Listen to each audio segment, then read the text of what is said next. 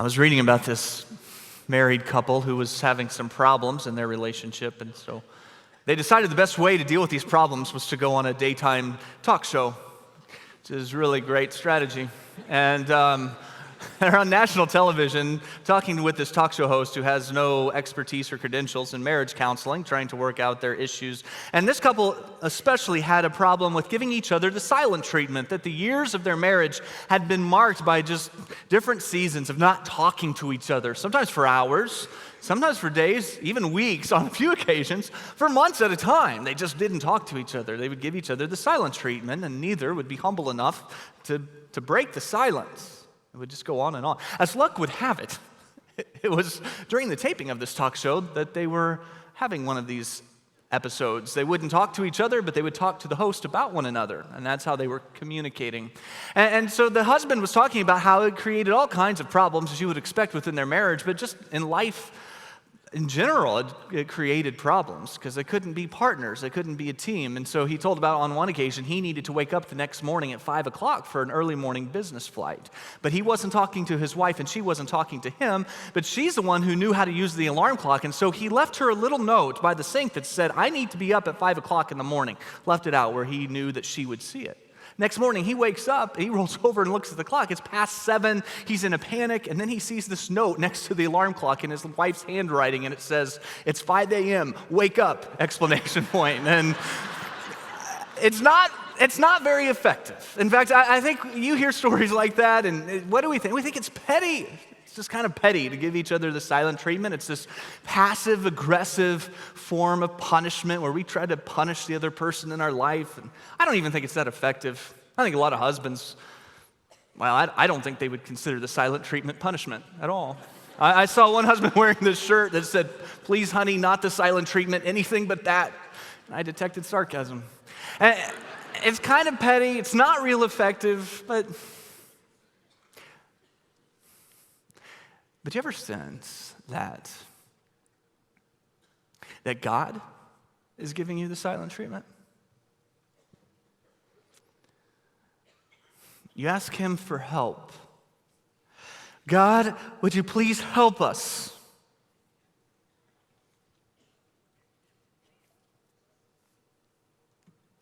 God, just tell us what to do. We need some direction here. Whatever you tell us what to do, that's what we're going to do. Just tell us what to do. I don't know. So you just tell us.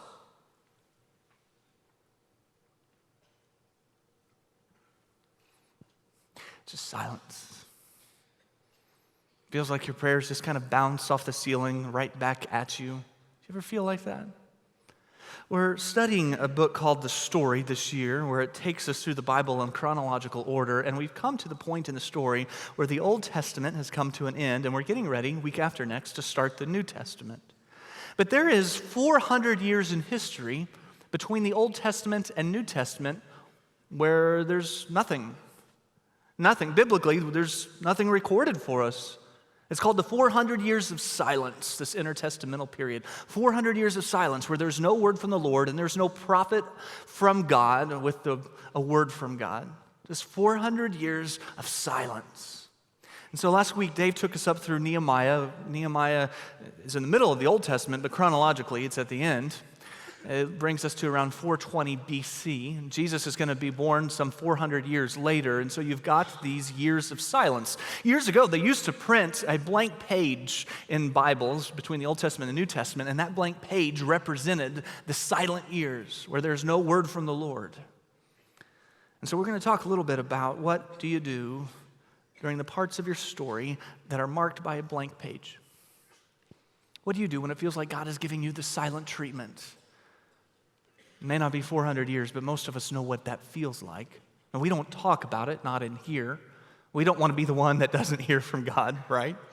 And so we like to pretend, or we like to at least give the appearance that this isn't an issue, this isn't a struggle for us. But what I know and what you know is that there are times, there are parts of our story where God seems silent, where you're talking to God and you suddenly realize, I don't think he's listening. Like when you're on the cell phone and you're talking to maybe a good friend and you're going through some of the challenges that you're experiencing, and maybe you're talking for 3 or 4 minutes, kind of pouring out your heart, and then you realize, I don't know that there's anyone on the other line. The call was dropped. You don't even know when it was dropped, but at some point in the middle of your talking, the call got dropped, and you just feel a little bit foolish. You feel a little bit ridiculous because for the last 5 minutes, you've just been talking to yourself. Do you ever feel like that when you pray? You start off, and it seems that God is listening, but then somewhere along the line, you stop, and you hear silence. And maybe God doesn't get that great of reception up there in heaven because it sure seems like a lot of calls get dropped. So what do you do in the silence when it feels like God is giving you the silent treatment? There was a pastor here in Louisville a number of years ago. His name was John Claypool, and he wrote a book called The Light Within. And in the book, he tells about his daughter, losing his daughter, young daughter, to acute leukemia. When she was first diagnosed, the family found a treatment, and the treatment caused her to go into remission. So there was a lot of hope initially. Life kind of went back to normal, and they thought, well, maybe it's been a misdiagnosis. Or maybe she's been healed miraculously as they had been praying, but it wasn't to be. And on Easter Sunday morning, all of that came crashing down when his young daughter went into a severe relapse, caused her to be hospitalized for several weeks. Her eyes were swollen shut, her body was racked with pain, and Claypool just talks about just the draining experience of walking with her through this journey, just the helpless feeling as a father. He tells about one night where it was especially difficult. She could get no rest, and she was in a lot of pain. And so they sat in silence in the dark room, and his young daughter said, "Daddy, when will the leukemia go away?" And he said, "Honey, you know that we are doing everything in our power to find an answer, to find a cure for this. You know we're doing everything we can." Silence for a little while. She asks her dad, this pastor,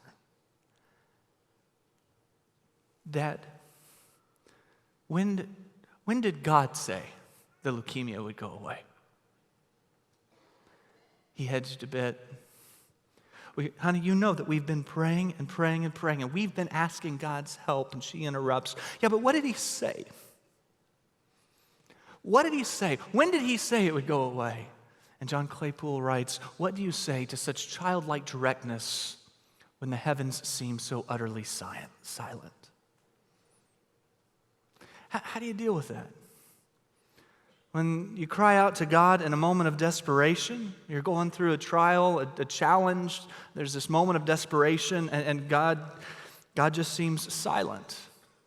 What do you do during the parts of your story that seem to be marked by the blank page? Well, here's one thing we do is we tend to ask this question to God. "God, why don't you do something?" Now, when we ask that question, we don't say this nonchalantly. This is not a ho-hum suggestion where we say, "Oh, God, we've tried all kinds of things, so I don't know. Why don't you do something? How about that?" No, that's not the spirit of this. When we ask this question, it is not so much a question, but it is a demand. God, do something. You are God. You spoke the world into existence. We are your children. You love us. You care for us. So why don't you do something? How about that? And why don't you do something about my unemployment situation, because our savings are gone. They're gone. So now would be a really good time to show up.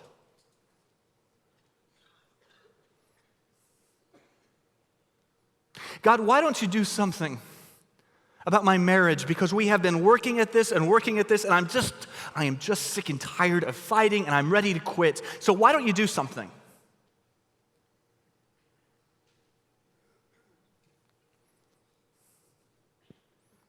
God, why don't you do something about my child? Why don't you do something about the 1 million or so Christians being persecuted in Burma, because I have been praying for them, and they seem really alone over there. Just silent. There are some truths that we can hang on to when we ask questions like, "God, why don't you do something? God, why don't you say something? God, do you even care?" And one of the things we discover as we study the intertestamental period is that even though God seemed silent, the truth is God was still working. He was still accomplishing his purposes. Even though he wasn't speaking, he was still at work. And you see this as you study the intertestamental period. You find that God was working. I'll just give you a quick glimpse of some of the history that took place during this time. During this 400 years of silence, the Persian Empire was kind of expanding their influence and their territory. They got a little bit too close to the Greeks. And so Philip of Macedon unites the Greeks in war against the Persians. And so the Greeks defeat the Persians, and then Philip dies, and his son Alexander takes the throne. Now, you know Alexander the Great. We call him Alexander the Great because in 12 years he conquered the entire known world, which will get you that title. And so here's why that's significant, is that during this time, the Greeks are ruling the world, and as a result, the world, for the first time really since the Tower of Babel, has a common language. It said that in those days everyone spoke a little Greek.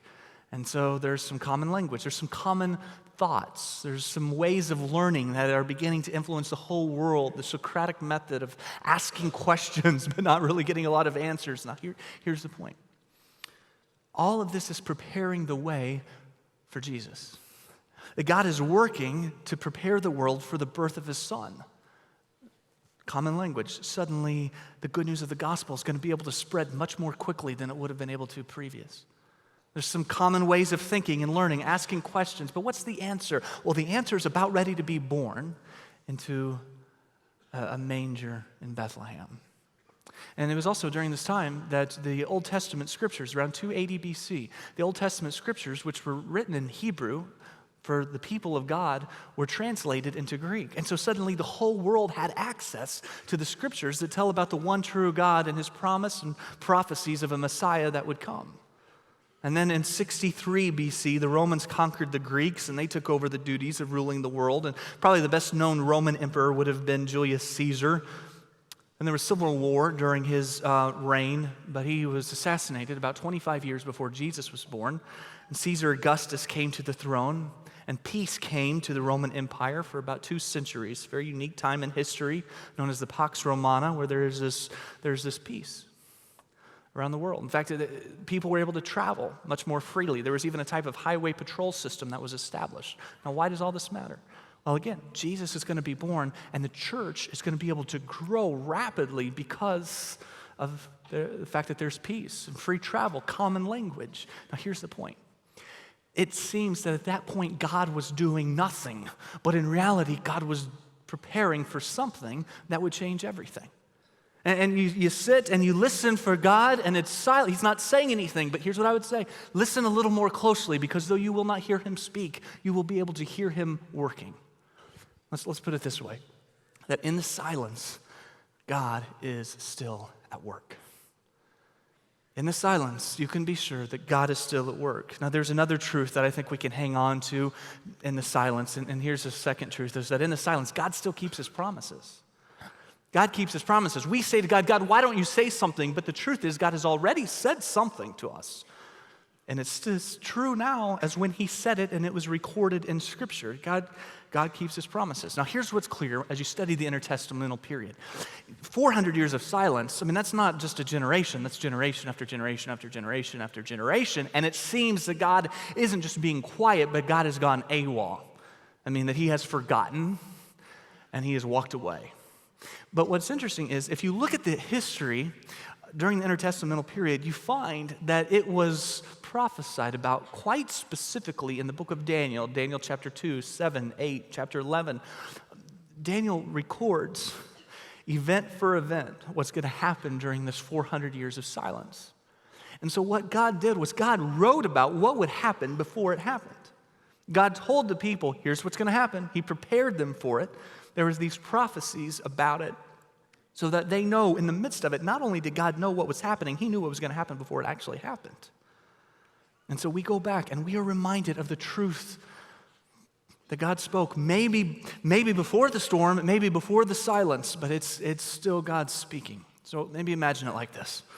Imagine that a young husband, newly married, is in the military, and he is sent to Afghanistan to serve. And he finds out that he's going to be sent on a mission where he'll have no communication.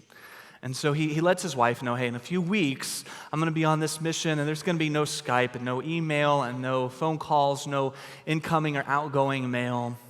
No, there's not going to be any communication. And she can hear in his voice how hard it's going to be for him.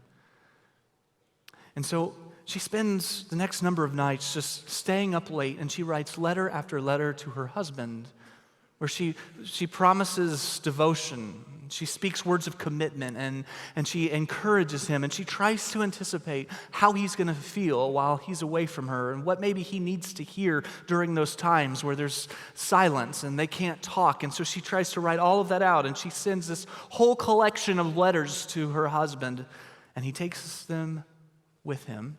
And in the silence of the mission, when he longs to hear from his wife, but they can't communicate, what does he do? He pulls out the letters and he reads what she says to him. And it had already been written, but it's still her speaking. And that's what the Word of God does for us, that in these moments of silence, we know God has spoken. God keeps His promises. What He said was true is true. And I'm sure the people of God encouraged each other with these words during those 400 years of silence as they continued to have the Passover. And they would remind each other how God had rescued them from Egypt. Or maybe they read passages like Isaiah 41:10. God says, "Do not fear, for I am with you. Do not be dismayed, for I am your God. I will strengthen you and help you. I will uphold you with my righteous right hand." Or they would read Jeremiah 29:11, where God says to His people, "I know the plans I have for you, plans to prosper you, not to harm you, plans to give you a hope and a future." And in the silence, it is a time to open up the Word of God and to hear His promises, and to be reminded of what He has said, and to know that what was true then is true now. He has spoken.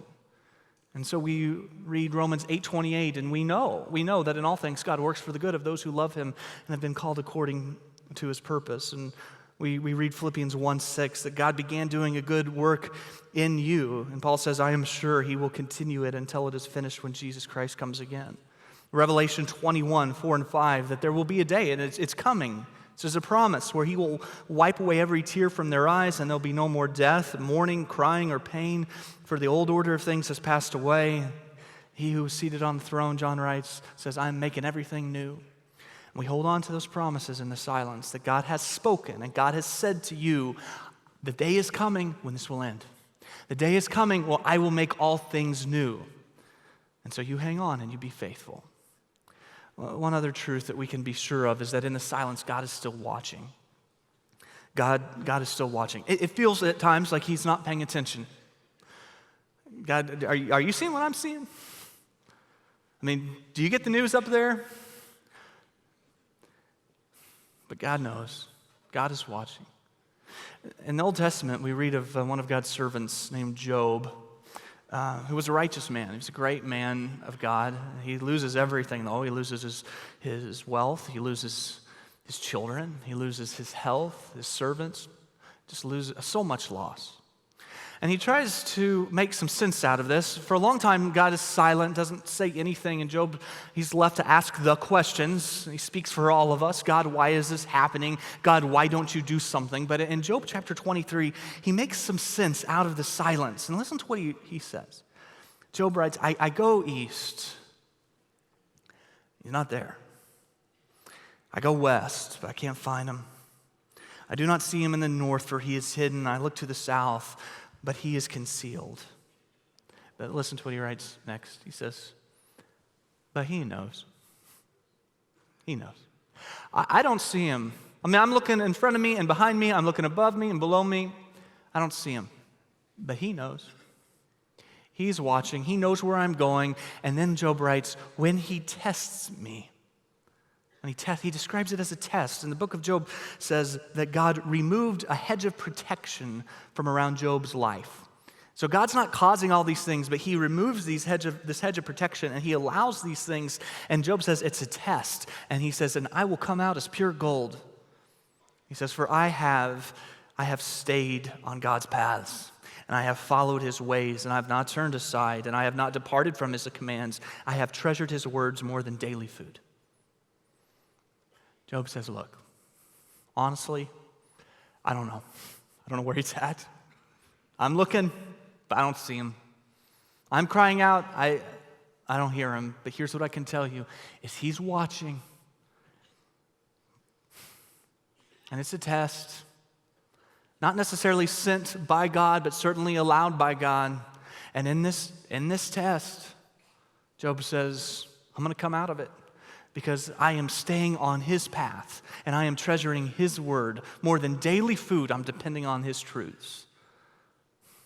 And so sometimes in the silence, our faith is being tested. I wrote this out because I want to be careful with this. You could get into some bad theology pretty quickly here, so I wanted to put it specifically for us. The primary purpose of God's silence, the primary purpose may not be to test our faith. In other words, I'm not saying every time you sense God is silent, it's because he's testing you and it's like, oh, another pop quiz? Come on, we just had one. It's not always because God is testing your faith. There's a lot of different reasons why it may seem that God is silent. We'll talk about some of that next week. But here's what is true. Our faith is always tested in the silence.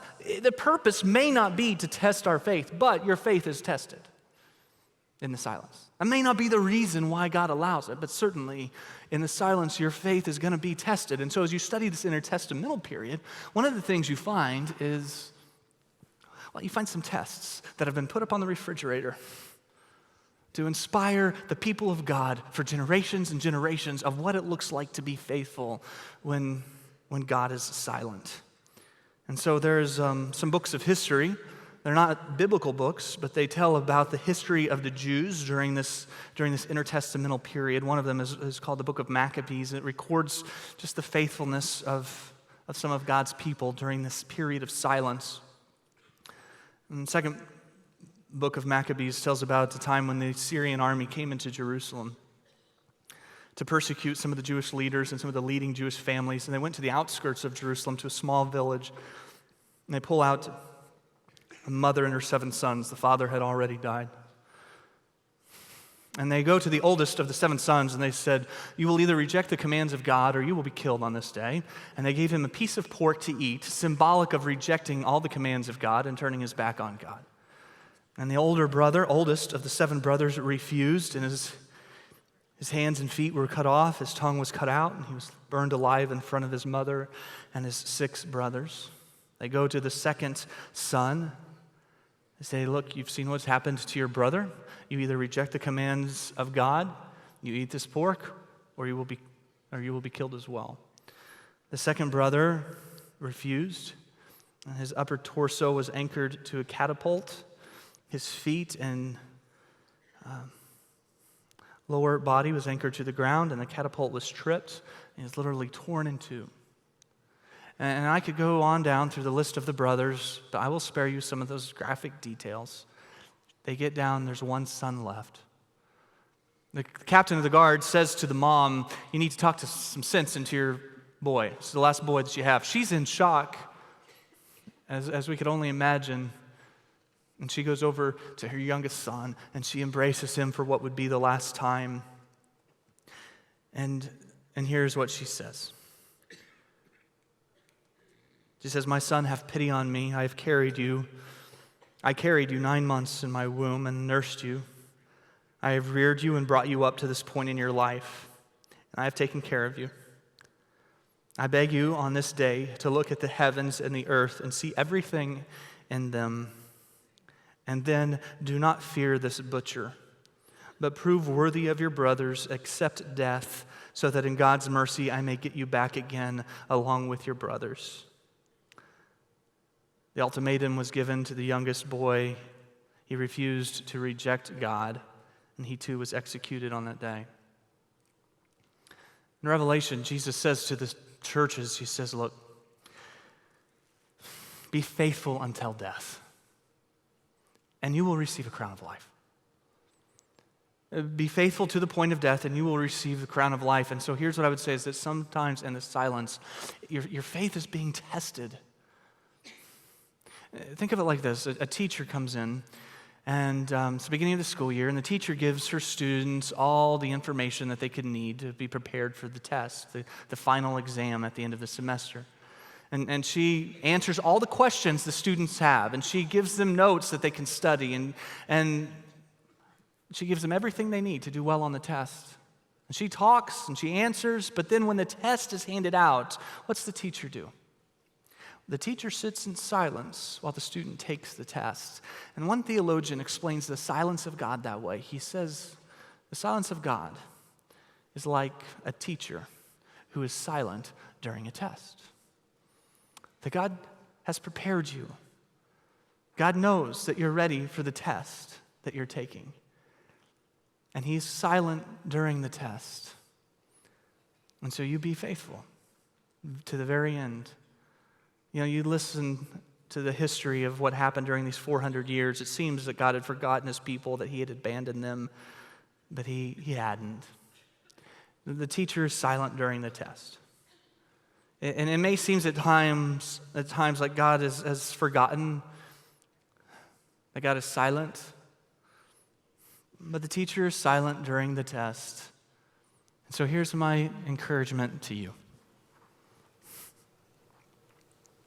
Pick up your number 2 pencil and get to work. Because in the end, there is a crown of life for those who are faithful.